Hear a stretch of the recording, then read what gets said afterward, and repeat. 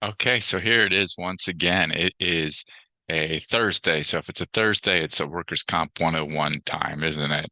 And that's what we're going to do right now. We're going to take a look at a recent Workers' Comp 101 that we put together for you and that we shared on a couple of platforms, including our newest, My Beehive. Not really sure how it works, but someone said to check it out.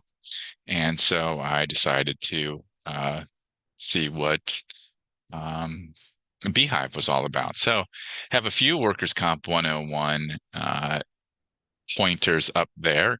And I think this is an interesting one out of Tennessee, and it's because it has to do with the definition of reasonable degree of medical certainty.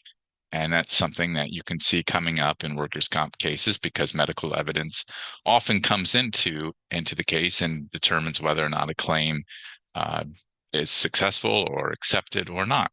So let's just go through it. In Tennessee, shown to a reasonable degree of medical certainty means that, in the opinion of the physician, it is more likely than not, considering all causes, as opposed to speculation or possibility. Now, why is knowing that definition important? And this is where we got it from, thanks to Simply Research, because it recently helped the Tennessee Supreme Court, back in a case in December, conclude that an aggravation injury does not require proof of a permanent change or a permanent worsening of conditions to be compensable. And in the case at issue, a woman, a worker hurt her knees, both knees on the job, and was determined that she had pre-existing arthritis. Anyway, we'll get to that in a second, but her injury made that what was going on there with the knees worse. So it was an aggravation injury.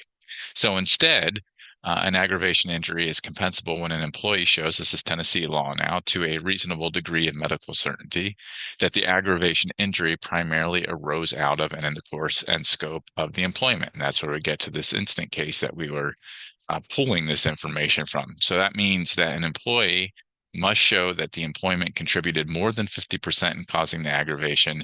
And then the employee must prove this is the what the employee has to do, what a workers' comp plaintiff has to do in Tennessee. So must show that the employment contributed more than 50%, more than half, in causing the aggravation. And then, so it's got kind of a two-parter. The employee must prove by a reasonable degree of medical certainty, doing that definition that we had above, that the aggravation contributed more than 50% in causing in this case, the need for, the disablement and the need for medical treatment. So if you want to know more about that, you can read the case file. That was Edwards versus People-Ease. Like I said, that was a case out of Tennessee from December. And if you're interested in learning more about compliance information from across the country, that's what Simply Research is for. Head over to our Simply Research page right there, and you can get a 7-day free trial. Click on that request. We'll get you set up with your free access to Simply Research. See if it's something that will work for you, and we certainly hope it will. And we're here to answer your questions. Other than that, listen, I hope your week wraps up great and that you have a great weekend in store for you. Thanks so much for spending some of your time with us.